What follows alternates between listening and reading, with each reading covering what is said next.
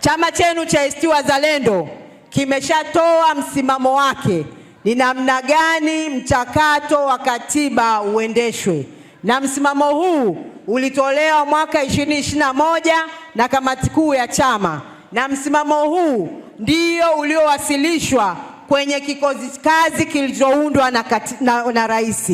Badala ya kuchukua mawazo bora ya ACT Wazalendo, walienda kufanya wanavyojua wao. Mpaka leo bado tunapewa hadithi na hatupewi barabara kwamba katiba hii inakwenda kupatikanaje, lini na wapi.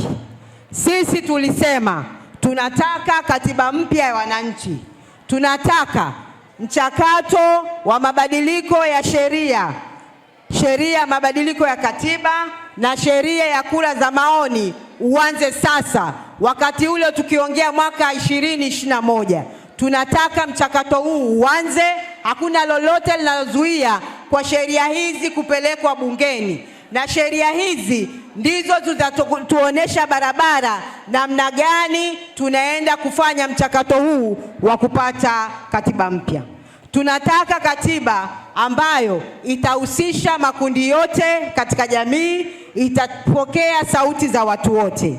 Baada ya hapo ya kupata sheria, tunataka uitishwe mkutano wa kitaifa, mkutano utakaojadili masuala yote nyeti, masuala ambayo yalitukwamisha mwaka 2014 na sasa hayana ufumbuzi. Tunataka mkutano huo utengeneze barabara ya makubaliano ya Watanzania kwamba namna gani wanataka katiba yao uwe.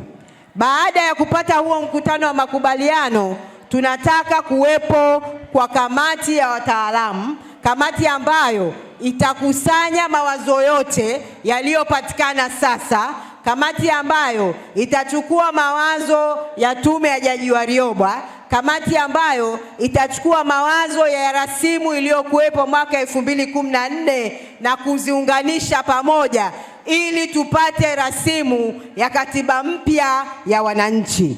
Na baada ya hapo tunataka twende kwenye kura ya maoni, wale watakaosema ndio kwa rasimu ya katiba na wale watakaosema hapana. Tunatamani mchakato huu uanze sasa, na tuache bla bla, tuache kona kona kama msemo wa vijana wanavyosema. ACT Wazalendo inataka mchakato wa katiba mpya uanze sasa. Vijana wa ACT Wazalendo wanautaka mchakato wa katiba mpya uanze sasa. Na naamini vijana wa ACT Wazalendo mpo tayari, kwa sababu msimamo wa chama chenu umeshatolewa. Lakini ninaamini pia vijana hamtabaki nyuma. Mtajielimisha kuhusu katiba iliyopo, mtajielimisha kuhusu rasimu mbalimbali, na mtakuwa sehemu ya kutoa maoni na kukosoa na kuelimisha na kuhakikisha kwamba mnakuwa sehemu ya mjadala wa katiba na sio wasikilizaji, na hamtatekwa na mashindano ya kisiasa. Badala zake mtakuwa sehemu ya kuweka historia ya kutengeneza katiba mpya ya wananchi itakayoishi kwa watoto wenu na wajukuu wenu. ACT Wazalendo!